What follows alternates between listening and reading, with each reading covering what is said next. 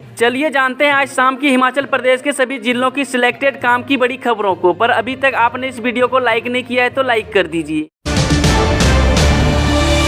भटियात के विधायक कुलदीप पठानिया बने विधानसभा के नए अध्यक्ष। हिमाचल विधानसभा के शीतकालीन सत्र के दूसरे दिन विधानसभा अध्यक्ष के चुनाव की प्रक्रिया पूरी हो गई। चंबा जिला के भटियात से कांग्रेस विधायक कुलदीप सिंह पठानिया के 3 नामांकन सदन में प्रस्तुत किए गए। मुख्यमंत्री सुखविंदर सिंह सुक्खू ने पठानिया को विधानसभा अध्यक्ष चुने जाने के लिए प्रस्ताव पेश किया। इसके बाद ही नेता प्रतिपक्ष जयराम ठाकुर ने विपक्ष की ओर से इस प्रस्ताव का अनुमोदन किया। फिर deputy chief minister Mukesh Agnihotri ने यह प्रस्ताव पेश किया, जिसका समर्थन हर्षवर्धन चौहान ने किया। फिर कर्नल धनीराम सांडिल ने प्रस्ताव पेश किया, जिसका समर्थन पूर्व विधानसभा अध्यक्ष विपिन परमार ने किया। इस तरह से कुलदीप सिंह पठानिया को ध्वनि मत से विधानसभा का नया अध्यक्ष चुन लिया गया है। वहीं आपको बता दें कि चंबा जिला की भटियात विधानसभा क्षेत्र से कुलदीप सिंह पठानिया इस बार 5वां चुनाव जीतकर आए हैं। वह सबसे पहले 1985 में विधायक बने थे और उसके बाद निर्दलीय भी विधायक रहे। पहली कैबिनेट में हमारा फैसला करे सरकार, मुख्यमंत्री से मिलने तपोवन जाएंगे करुणामूलक। करुणामूलक संघ ने सरकार से पहली कैबिनेट में उनका भविष्य तय करने की बात कही है। इस मांग को लेकर प्रदेश भर के करुणामूलक अब धर्मशाला का रुख करने वाले हैं। वे यहां मुख्यमंत्री से मुलाकात कर अपनी मांग के बारे में एक ज्ञापन सौंपेंगे। वही संघ ने आह्वान किया है कि पहली कैबिनेट में उसके बारे में फैसला लिया जाना चाहिए। करुणामूलक संघ के प्रदेशाध्यक्ष अजय कुमार ने कहा कि जल शक्ति समेत अन्य विभागों में करुणामूलकों से जुड़े मामले लंबित चल रहे हैं। वहीं बहुत से करुणामूलक आश्रित नौकरी से वंचित हैं। इन परिवारों को सहारा देने के लिए प्रदेश सरकार को कदम उठाने चाहिए। उन्होंने कहा कि पूर्व सरकार के समय 432 दिन की भूख हड़ताल की थी, लेकिन इस संघर्ष के बावजूद कुछ मांगों को तो पूरा किया गया, बहुत सी मांगें दरकिनार कर दी गई। वहीं प्रदेश भर के करुणामूलक 6 जनवरी को जोरावर स्टेडियम पहुंचेंगे। अजय कुमार ने कहा कि अब नई सरकार से पूरी उम्मीद है कि कैबिनेट में करुणामूलक परिवारों के हित में फैसला लिया जाएगा। नादन में बनेगा हिमाचल का पहला इलेक्ट्रिक बस डिपो। एचआरटीसी ने किया 24 कनाल भूमि का चयन। प्रदेश के मुख्यमंत्री सुखविंदर सिंह सुक्खू ने हमीरपुर जिला के नादन विधानसभा क्षेत्र के लिए बड़ी सौगात दी है। नादन में प्रदेश का पहला इलेक्ट्रिक बसों के लिए डिपो का निर्माण किया जाएगा, जिसके लिए एचआरटीसी निगम ने 24 कनाल भूमि का चयन कर लिया है। वहीं नादन में बनने जा रहा है बस डिपो पूरी तरह से इलेक्ट्रिक डिपो होगा, जिसमें सिर्फ इलेक्ट्रिक बसें ही खड़ी की जाएंगी। वहीं सुक्खू सरकार द्वारा इलेक्ट्रिक वाहनों को चलाने के लिए अधिक बढ़ावा दिया जा रहा है। जहां जरूरत होगी वहां खोलेंगे संस्थान, विपक्ष के हंगामे पर सीएम सुखविंदर सिंह सुक्खू का जवाब। धर्मशाला के तपोवन में बुधवार को शुरू हुए विधानसभा के शीत सत्र में विपक्ष के हंगामे पर मुख्यमंत्री सुखविंदर सिंह सुक्खू ने कहा कि जहां जरूरत होगी वहां संस्थान खोले जाएंगे। इसके लिए पहले बजट में व्यवस्था की जाएगी और संस्थानों के लिए संबंधित अधिकारियों का कर्मचारियों का भर्ती भी पूर्व योजना के आधार पर की जाएगी। वहीं पत्रकारों से बातचीत करते हुए सुक्खू ने कहा कि पूर्व सरकार ने बिना बजट प्रावधान के अंधाधुंध संस्थान खोल दिए थे। सरकार ने तमाम स्थिति देखने के बाद ही फैसले लिए हैं। सुक्खू ने कहा कि कैबिनेट का विस्तार सीएम का विशेष अधिकार है, ऐसे में समय आने पर कैबिनेट भी बनाई जाएगी। उन्होंने कहा कि स्पीकर के लिए कांग्रेस की तरफ से विधायक कुलदीप सिंह पठानिया का प्रस्ताव आया था। WHO का दावा, इस साल खत्म हो जाएगी दुनिया को सताने वाली कोरोना महामारी। जिस महामारी से पूरी दुनिया जूझ रही है, उससे इस साल पूरी तरह से छुटकारा मिल जाएगा। वहीं विश्व स्वास्थ्य संगठन के महानिदेशक टेड्रोस अधनोम घेब्रेयेसस ने उम्मीद जताई है कि कोविड-19 महामारी 2023 में समाप्त हो जाएगी। उन्होंने कहा कि कोविड-19 निस्संदेह अभी भी चर्चा का एक प्रमुख विषय है, लेकिन मुझे विश्वास है और उम्मीद है कि सही प्रयासों से इस साल यह सार्वजनिक स्वास्थ्य आपातकाल आधिकारिक रूप से समाप्त हो जाएगा। प्रदेश के 11 शहरों का पारा माइनस में, लाहौल स्पीति में नदी नाले जाम, सड़कों पर फिसलन। हिमाचल प्रदेश में शीतलहर के चलते लोगों का घरों से बाहर निकलना दुश्वार हो गया है। हालत यह है कि प्रदेश के 11 शहरों का पारा माइनस में चल रहा है। वहीं 5 शहरों में तापमान 0 डिग्री के आसपास चल रहा है। ऊना और बरठी शिमला से भी ज़्यादा ठंडे हैं। उच्च पर्वतीय क्षेत्रों व मैदानी इलाकों में ठंड का प्रकोप बढ़ गया है, हालांकि मध्यम पर्वतीय क्षेत्र में थोड़ी राहत है। वहीं बता दें कि शिमला में न्यूनतम तापमान 1.7, ऊना में 0.9, बरठी 0.9, केलांग -11, कुकुमसेरी -10, कल्पा और नारकंडा में -4 और -2.2 डिग्री सेल्सियस तापमान दर्ज किया गया है। वहीं तापमान माइनस में पहुंचने के कारण प्रदेश के जनजातीय क्षेत्र में नदी नाले जमने लगे हैं। प्रदेश के जनजातीय जिला लाहौल स्पीति में पड़ रही कड़ाके की ठंड के कारण NH 003 पर बर्फ जमने से जिला प्रशासन ने एडवाइजरी जारी की है। वहीं मौसम विभाग ने 6 जनवरी तक प्रदेश के 4 जिलों ऊना, मंडी, बिलासपुर व हमीरपुर में कोहरे का येलो अलर्ट जारी किया गया है। इस बार भी राजपथ पर नहीं दिखेगी हिमाचल की झलक, पत्राचार में देरी से रिजेक्ट हुई प्रदेश की झांकी। गणतंत्र दिवस परेड में लगातार तीसरे साल हिमाचल की झांकी नजर नहीं आएगी। पत्र मिलने में हुई देरी की वजह से हिमाचल इस झांकी में अपनी एंट्री से चूक गया है।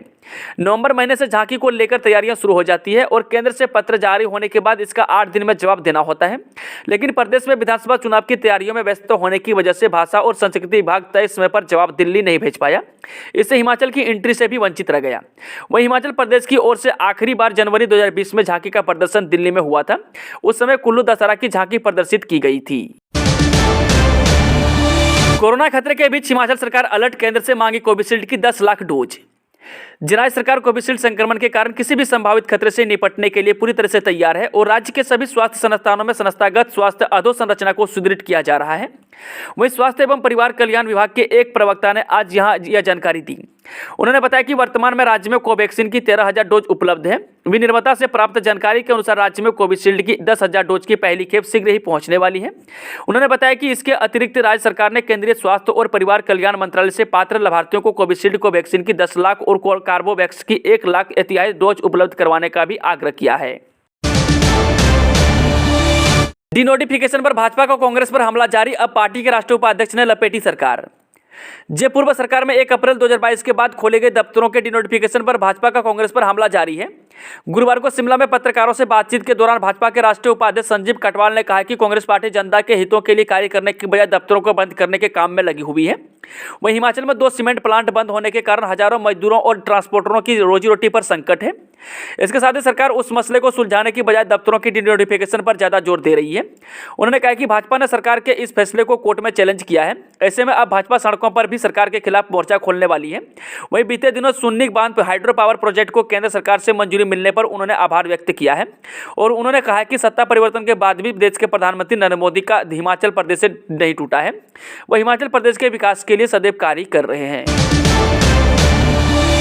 पालमपुर और रोपवे का सपना पूरा होगा, सीएम ने योजना सिरे चढ़ाने के दिए संकेत, संता से मिल साझा किया विचार। पालमपुर को पर्यटन की दृष्टि से विकसित करने के लिए यहां पर एक रोपवे निर्माण की योजना करीब 2 दशक पूर्व बनाई गई थी। पूर्व सांसद संता कुमार द्वारा इस संदर्भ में किए गए प्रयासों के बाद प्रदेश सरकार ने पालमपुर की इस महत्वाकांक्षी के लिए हामी भरी थी और रोपवे का सर्वे करवाए जाने की बात सामने आई। प्रदेश सरकार ने रोपवे निर्माण को कैबिनेट में भी मंजूरी दे दी थी। गौरतलब है कि तत्कालीन सांसद संता कुमार के प्रयास से रोपवे के लिए जगह का चयन भी उसी दौरान कर लिया गया था। उस समय केंद्र में अटल बिहारी वाजपेयी के नेतृत्व में एनडीए की सरकार सत्ता में थी। वह संता कुमार केंद्रीय मंत्री थे। योजना के तहत पालमपुर में प्रस्तावित रज्जू मार्ग के लिए 80 लाख रुपए की राशि भी मंजूर कर दी गई थी। बस सब कुछ योजना अनुसार चल रहा था और केंद्र से 80 लाख रुपए भी मिल गया था। इसी दौरान कुछ ऐसी परिस्थितियां बनी कि काम शुरू नहीं हो सका। तय समय सीमा के भीतर काम शुरू न किए जाने व मंजूर पैसा इस्तेमाल न किए जाने से सारा पैसा वापस करना पड़ा था। इस बार सिर्फ एक महिला विधायक ने ली शपथ, प्रदेश के इतिहास में अब तक नहीं बन पाई कोई महिला मुख्यमंत्री। धर्मशाला के तपोवन विधानसभा सत्र में 4 जनवरी को 1977 का इतिहास दोहराकर दूसरी बार एकमात्र महिला विधायक ने शपथ ग्रहण की है। सिरमौर जिला की पच्छाद विधानसभा सीट पर रीना कश्यप विधानसभा में पहुंचकर शपथ ग्रहण करने वाली इकलौती महिला विधायक है। उसके शपथ लेने पक्ष और विपक्ष के सभी विधायकों ने तालियां बजाकर उनका अभिनंदन किया। आज़ादी के 75 वर्ष बाद हिमाचल प्रदेश में अब तक 14 बार विधानसभा चुनाव हो चुके हैं। वहीं हिमाचल में एक बार फिर से 1977 का इतिहास दोहराया गया, जब विधानसभा चुनावों में उत्तरी कुल 24 महिलाओं में से मात्र एक ही महिला विधायक चुनी गई हो। इतना ही नहीं, अब तक पहाड़ी क्षेत्र में महिला विधायक चुनने में भी हिमाचलियों ने अधिक दिलचस्पी नहीं दिखाई है। वहीं हिमाचल में कोई भी राजनीतिक पार्टी अभी तक महिला मुख्यमंत्री बना पाने में सफल नहीं हुई है। कच्ची जगह पर बस न उतारें, बर्फबारी के दौरान एचआरटीसी ने जारी की एडवाइजरी। हिमाचल प्रदेश में बर्फबारी से पहले एचआरटीसी प्रबंधन ने चालकों के लिए एडवाइजरी जारी की है। चालकों व सवारियों की सुरक्षा को देखते हुए एचआरटीसी प्रबंधन ने 32 बिंदुओं का ख्याल रखने को कहा है।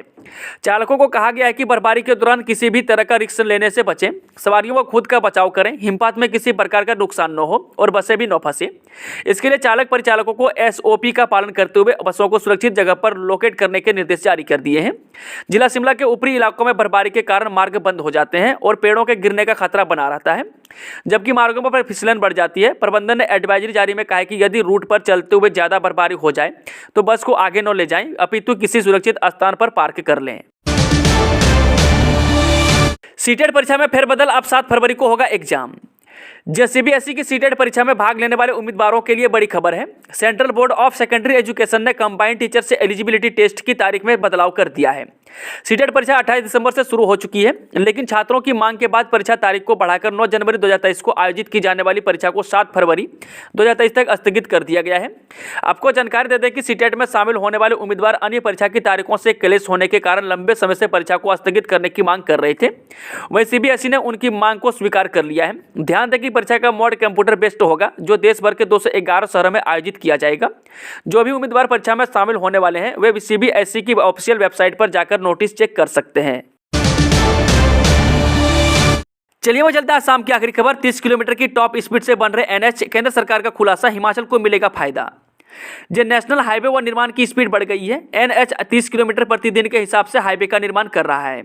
यह खुलासा केंद्रीय परिवहन और राजमार्ग मंत्रालय की रिव्यू मीटिंग में हुआ है। इस मीटिंग में देश भर के तमाम नेशनल हाईवे का अवलोकन किया गया, जिन राज्यों में एनएच को 4 लेन से 8 लेन तक बनाया जा रहा है। उनकी रिपोर्ट प्रस्तुत की गई है और इस रिपोर्ट के आधार पर जो आंकड़े सामने आए हैं उनमें एनएच निर्माण की टॉप स्पीड का आकलन किया गया है। वहीं एनएच की इस स्पीड का बड़ा फायदा हिमाचल में भी होने वाला है। यहाँ 5 एनएच को 4 लेन में बदला जा रहा है। बीते 8 सालों में यह दूसरी मर्तबा है जब निर्माण की गति ने 30 किलोमीटर से पार जाएगी। हालांकि अभी भी केंद्रीय परिवहन और राजमार्ग मंत्री नितिन गडकरी ने 50 किलोमीटर प्रतिदिन ले जाने की बात कही है। इससे पूर्व 2020-21 में कोविड के दौरान निर्माण की गति सबसे ज्यादा रही थी।